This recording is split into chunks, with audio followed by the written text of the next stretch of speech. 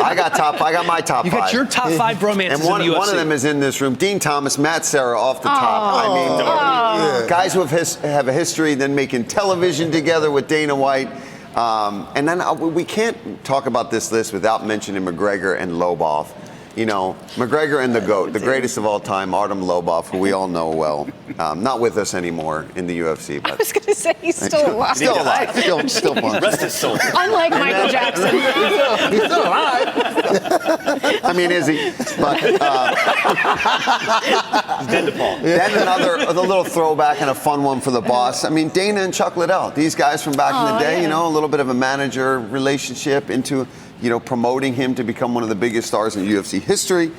And then this one is a fun one for me. Francis Ingano and Knox Nixik. Oh, that's a great choice. They are, if there is a bromance out there, it is those two guys. If you've ever seen footage of Eric Nixik's son, Knox, hanging out with the heavyweight champ, it's hilarious. And These he's like guys are 5, right? Best, He's about 5? He's a little guy. Yeah. Super little. And then, you know, RIP to this next one, guys. He's killing everybody. Covington and Masvidal. Yeah. I just want to bow my head for, because that was a bromance of the ages when it was at the top. But you know what? Yep. Those flames, they burn quick, but they don't last. Yeah, some bloody bromances They on your burn. list. They burn bright and they create ashes. That was actually the top of my list too, Paul. Is old Colby and Jorge. I mean, they lived together. Yeah. They lived They together. wrestled. I feel like we saw all that footage. We got a really, debatable whose house it was. I mean, don't that's a go whole- there. Oh, here we Don't go. go there. I'm not talking about it. I'm not I think talking he still about owes it. him some rent money, and that's the whole issue, really. I've got Stephen Thompson and Chris Weidman. I mean, they're so close that they. Wait, who is it? Brother-in-laws. Chris's Yes, brother. brother-in-laws. Yeah. No, Stephen's brother married Chris's sister. So you know you're tight when your siblings start marrying the other one's siblings. Yeah. I mean, you got to talk about them. And then I actually had Connor and Artem as well.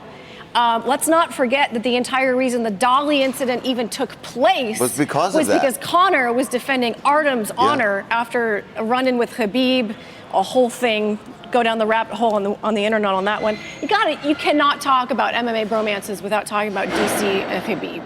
Yeah, I mean, that was another one I had on Those two are the cutest thing you're ever going to see. And they just constantly bickering back and forth, making fun of each other.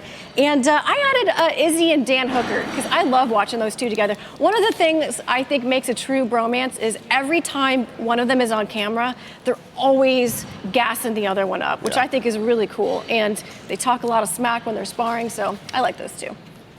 So this was the hardest thing to do because in MMA, everybody's so selfish. So if you can find yourself a bromance, hang on to it. Hang on to it with your dear life. All right, so my first one is Jamaine and Marav Divishville. And I almost put Al Iaquinta in there, but he kind of fell out a little bit. So Marav has kind of been Jamaine's main guy for the last little bit. So I had to go throw him in there. Now I got Gilbert Burns and Vicente Luque. You know, those two are homies. They've been cool since day one. They said they would never fight each other regardless of the situation. So I had to throw them in there. And then I'm with you, Laura. DC and Khabib. They're the real life Tom and Jerry. You know, they're always goofing, always clowning. You can't, you know, it's so fun with them. And then I got Stephen Thompson and whoever he's fighting. It doesn't matter who he's fighting. He fall in love with him inside the cage. You know what I'm saying? It's just like once he's in the cage, they have a connection, there's a bond, and they love each other. And no matter how you feel about Stephen Thompson, after you're done fighting with him, he's your favorite person. And the last one, I know I'm a little self-centered. Yeah, that's okay. But I had to go myself and Matt Serra.